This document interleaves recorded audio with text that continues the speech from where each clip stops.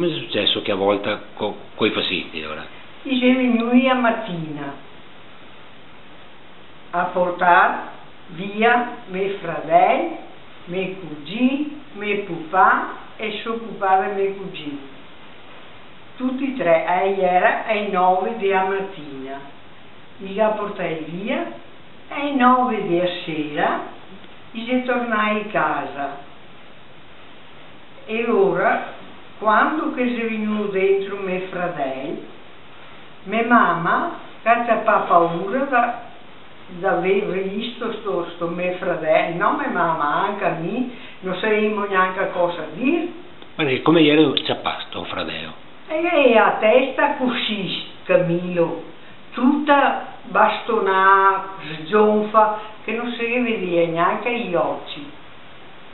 E mani era così, sgonfe, bastonate, cos'è che non era buono neanche a muoverle. A schiena e dappertutto, tutto, non so cosa. I miei cugini stesso, perché io avevo prima i doppi giovani, io capestavo anche a lui, non fia manco dei miei fratelli. E dopo io avevo dentro mio papà. Mio papà gli ha spiegato, stai attenti, se io ridurmi come mie fiole, sparemi un colpo e che sia finita. In quel momento c'era dentro un comandante che conosceva. Questo comandante non era delle Brigate Nere, diciamo? No, era proprio dell'esercito. E cosa gli aveva detto sto comandante? No, altri non mi ha detto niente.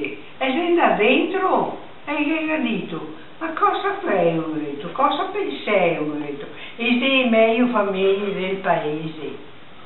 E gli ha detto, e ora non mi ha cos'hai, no.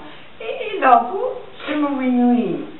E sei venuto a casa, ma mio fratello ormai poveretto gli era pestato. Dalle 9 della mattina, no? Altre 9 della sera, mia e mia mamma, quando che lo abbiamo visto, mia mamma e anche a me seguiamo girare il sangue perché avevo visto in che condizione era da morire, insomma, ecco. Che dopo quando che era morta, mio fratello è andato a trovarla, gli diceva, Olindo, scampa, scampa che i fascisti, dite colpa, scampa! E gli diceva che è ancora quel terrore là.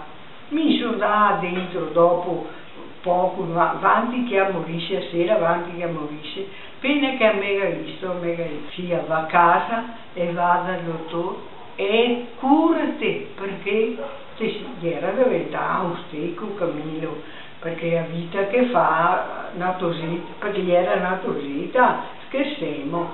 E ora ho detto, ma mamma, cosa dici? Cosa dici? Non sta a pensare neanche così. E dopo a notte è morta.